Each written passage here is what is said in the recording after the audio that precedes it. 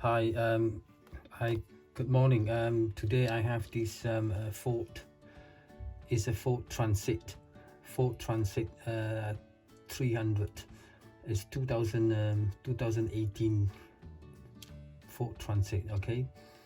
Um, this um, this is a seal key. So obviously, right.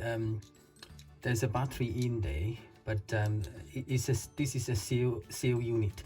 So basically, right, if the key or if the key doesn't work, that means, right, obviously you can't replace the battery.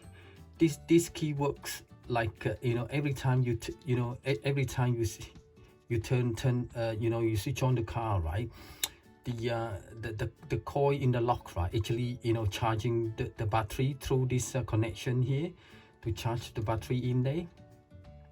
So when the key is not working, that means, right, it must be, there's a connection broken between the charging coil and the key. Connection is broken. So you basically, if the key is not working, right, you need to you just need to get a new key from the Ford. Then you can't really replace the battery, like some of the